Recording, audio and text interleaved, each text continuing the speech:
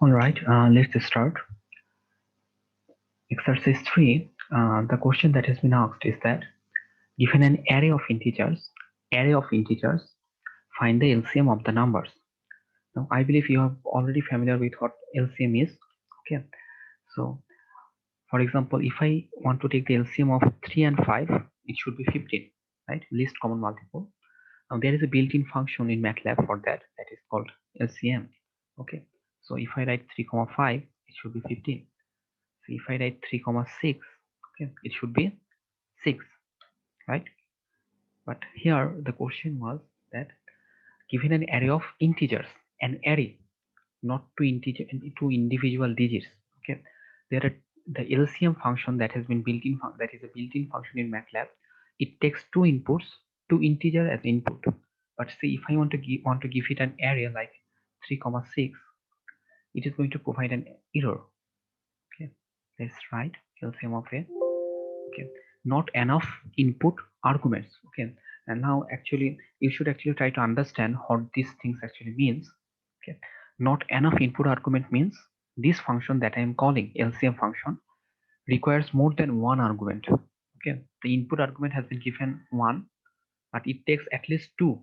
Okay, so since there has been only one argument given, it is actually showing some error. So we can do something like this, like if we try, we can take a of 1, first element of our array, and a of 2, that is the second element of our array, take individually. Now if I call, now it works. Okay, so this is one way to do it. So let me write it down here. So if I have something like this LCM function, this is a built-in function, takes two input a and b.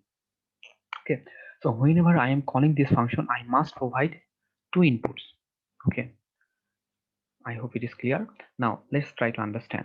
What if this was our first test case? If you look at the second test case, okay, for third test case, there are three elements, 4, 12, and 25. This was our A.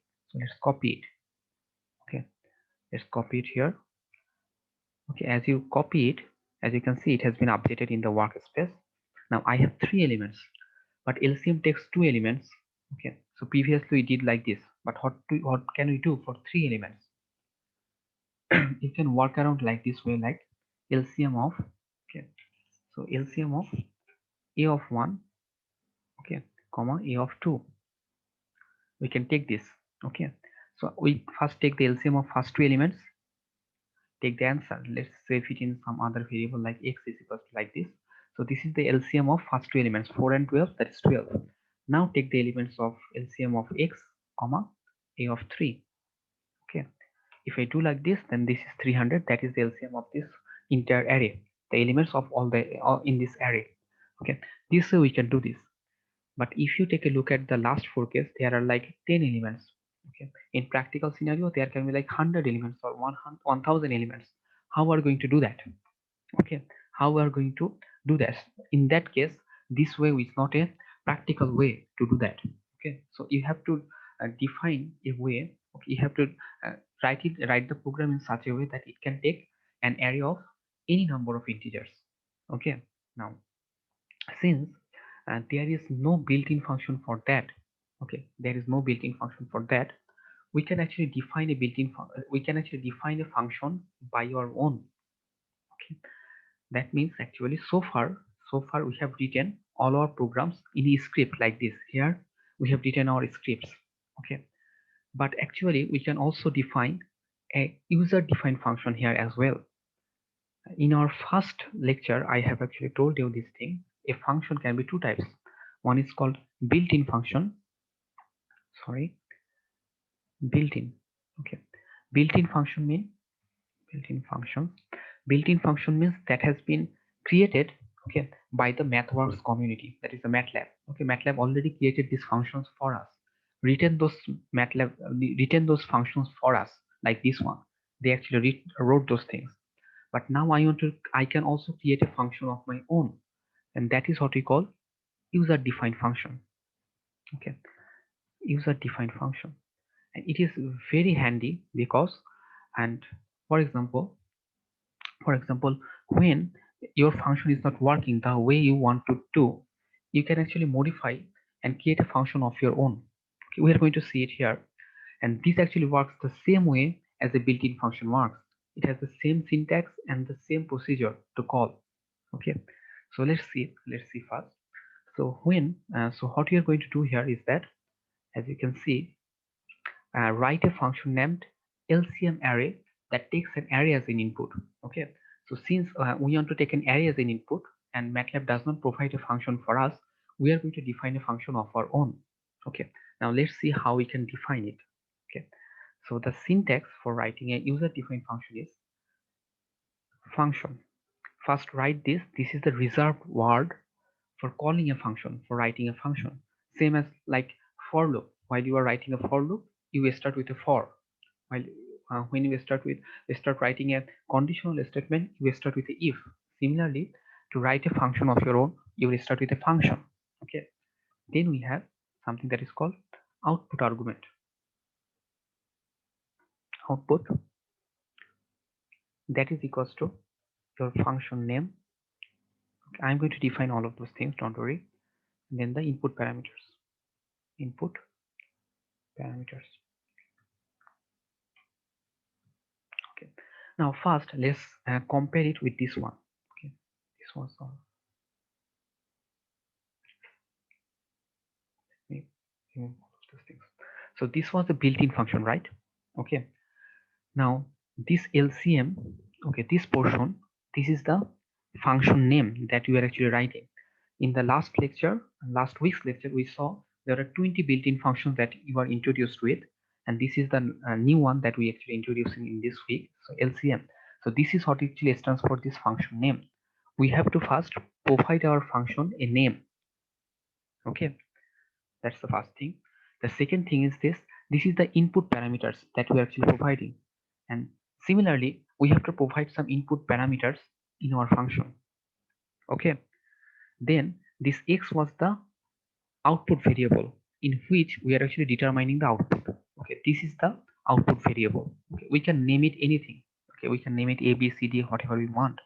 But okay, but this function, this portion is only reserved. Okay, we have to write this function. Okay, and let me show you. And there is another thing that is like, after writing it, it has to be finished with an end statement. Okay, that means like this one and this one is like connected. Okay, whenever you write a function, it has to end with a end statement. Whenever you write a for loop, it has to finish with, you have to finish it with a end loop. You have to close it. Okay, similarly, and here in the inside, you have to write your function body, whatever the program you want to write. Okay, let's take it slowly. You will understand eventually. Let's see. So say in same syntax, let's try to write something. So this is our function. Okay, let's save our output variable in y. Okay, y is equals to, now the name of the function we want to give is LCM array. Now the thing is, one of the things that you need to be careful that when you are naming this function, this one should not be a name of the built-in function. I cannot name my user defined function same as a built-in function. So since there is a LCM already there, I should not name my function as LCM. I have to change it some other way. Okay, anything, you just add another character, that's fine. Okay, so I am writing something that actually makes sense. LCM array, because we want to write a function, an LCM function that will take an array as an input and provide the least common multiples of all the elements. Okay, so as an input, I'm going to take a vector or an array x. Now see, there is the difference. The built-in function here, the LCM function, used to take two inputs. Now I want to provide it one input. Okay, okay, let's see, let's finish, and it has to be end with this. Okay, so our first thing was, okay, let's write, first thing was name. Name should not be same as built-in function. Okay, so this was the first thing you should remember. Whenever you're writing a user-defined function, the name of the function should not be same as the built-in function name. Okay, now the second thing is, first we want to save it. Okay, So when we want to save it, let's save it, control save.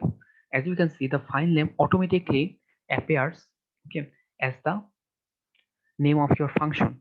Okay, so whenever you are writing a function, user defined function, your file name and your function name should be same. Again, whenever you are writing a function, okay, your file name and your function name should be same. This is very important. Let's save it. So the second thing that you should remember is name should be equals to file name.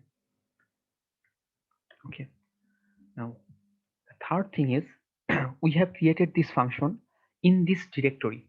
Okay, I have already asked you to create a directory like this. Okay, so whenever I'm creating this function, it is stored in this directory.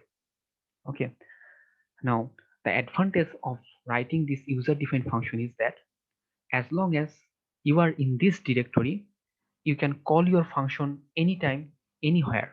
Okay, as long as the directory is same. We'll see it later. If it does not make sense, don't worry about it. Okay, so let's go further. So this was our function, right? Y is equals to LCM array of x. Now this is where we are going to write our function body, whatever we want to do. So what do you want to do? What you want to do is we want to take an array as an input and find the LCM of the inputs. So how do we do that? Now let's actually concentrate on the task now. So for example, so our array can be like 2 comma 6 comma 9 comma 5. Say for example these four elements are there. So what we can do, how to find the LCM of this thing is that first there are many ways to do this. The way I am going to follow, I am going to define a variable, say for example x, or say a. Say a is equals to 1. First we define a variable a is equals to 1. Now if I try to find the LCM of a and 2, I will get 2, right? Because LCM of 1 with any other number is always the same than the number. So the LCM of 1 and 2 is 2, and I'm going to assign this value to a. Okay, I'm going to update the value of a with the LCM value. Then with this value, I'm going to again take the LCM with this one. So the LCM of 2 and 6, it is going to give me 6. So I am going to update again the value of a to this 6. Then I'm going to do it with 9.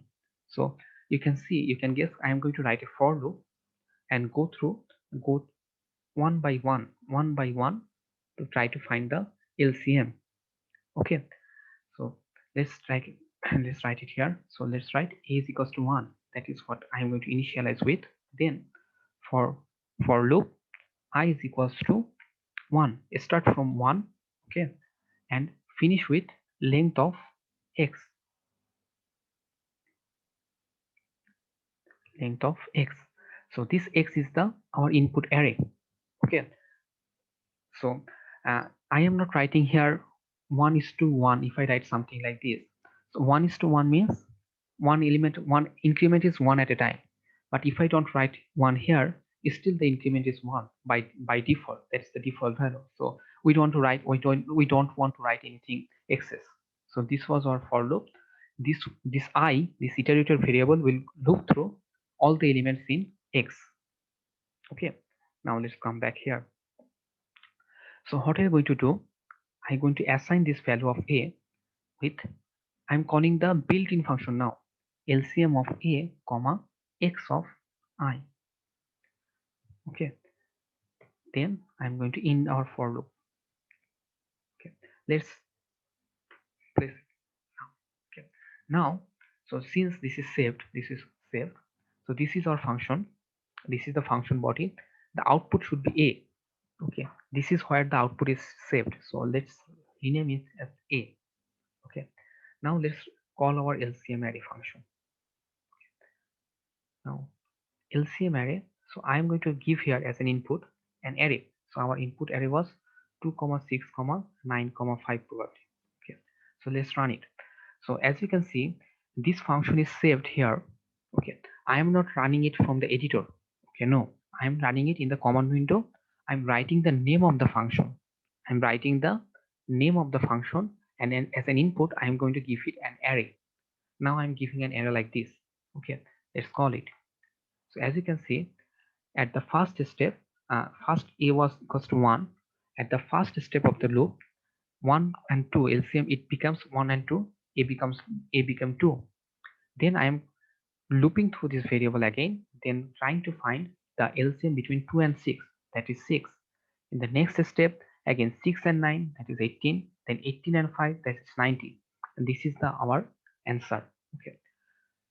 Now I have already another variable saved here that is called a. Let's try to find LCM of a. Okay, so the LCM of a is 300. That is something we actually found before. Okay, that was something we actually found before. That was new. Okay, so this is where, so we are not. So as you can see, when I'm calling this our user defined function, I'm giving an input, an array as an input, and it is actually giving me the output as the answer. Okay, now I hope it is clear.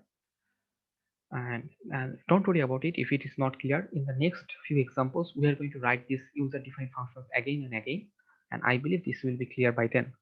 Okay, so the key takeaway from this thing is that, first of all, how to write these functions. Okay, so this is the way we write a function.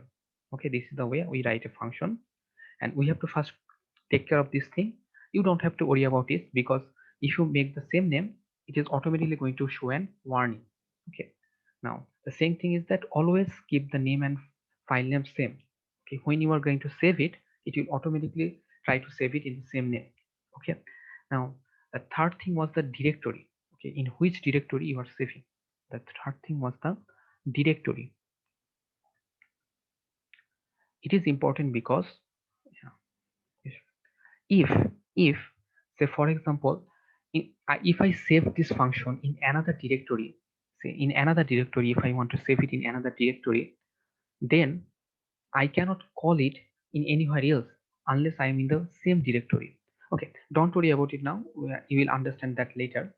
Okay, so I believe it is clear.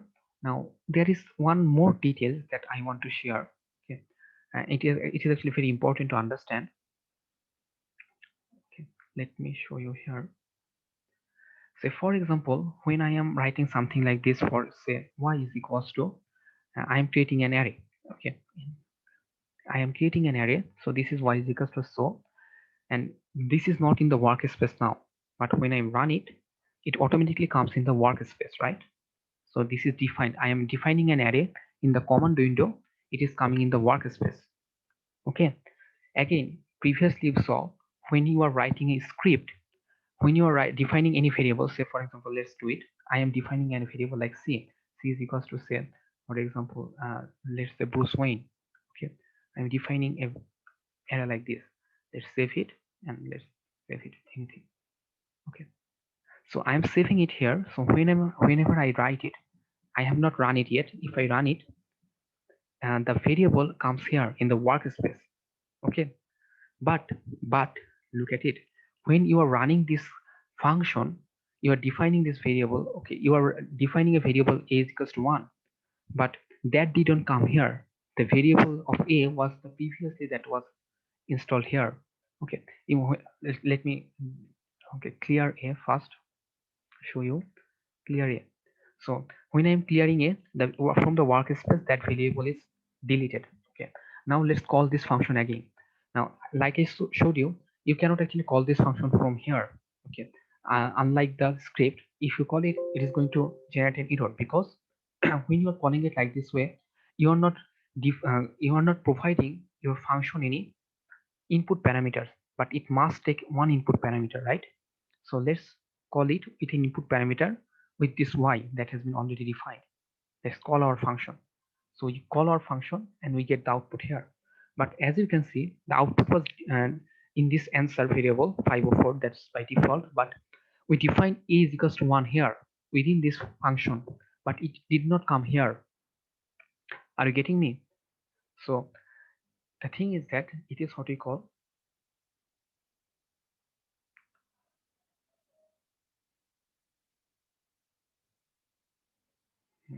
sorry, one is called local variable. Okay, the second is what is called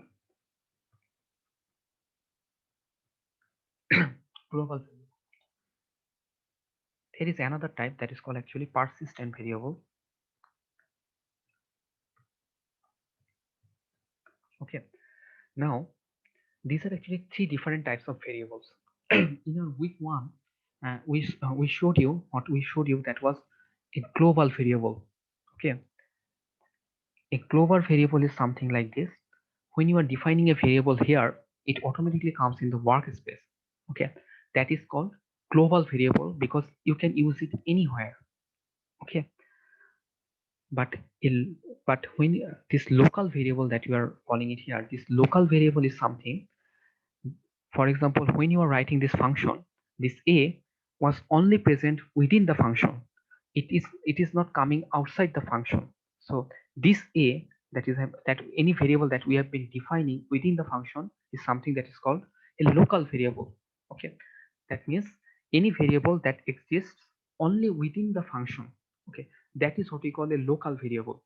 Okay, and any variable that exists outside the function or in the workspace, that is what we call a global variable. Okay, I believe it is clear. In the next few examples we will see it again. So any variable that you define here will only remain within this function. Okay, this variable does not come outside the function. Okay, you cannot access any variable defined here from outside the command window. Okay, so this is what we call a local variable. Okay, and the global variable is what you define. So let me write it here. Local variable is what you define in function. A global variable is what you define in command. Okay, in command window. Okay, and persistent variable is something I don't want to discuss now. It is a different type of variable but not important, so you don't have to know this now, but just remember the name, that is called persistent variable. Okay, so I believe it is clear how to define a function and different parameters of a function. Okay, now, one small thing that I need to say is that, as you can see, when we are actually calling a function, okay, I wrote here LCM array of x. I define the variable, define the relation within using this output a and this input x. The relation inside should be between this a and x. Okay, we have whatever we have written here in the function body, but in the command window, when I call it with the name y. I didn't call it with the name x because this is not a fixed value. Okay, it is just I'm writing this variable. I am just writing the name and defining everything within. But when you are calling it, you can call it with different name. That's completely fine. Only this function name is something what is fixed. Okay, anything inside can be any name. Okay, the same is for the LCM. Okay, whatever inside you can call it with any name. Similarly for this function, anything that you call, the input parameters can be anything. But when you are defining a function, you have to write all the relations inside based on this a and x. Okay, I hope it is clear. Okay, let's finish it up. If you don't understand something, just rewatch the video. Okay, and if you have at least a basic idea, just go to the next exercise. In the next exercise, we are going to build a function again, and creating a few different functions by yourself will help you actually make the concept very clear. Okay, I hope it is okay. So let's finish it here.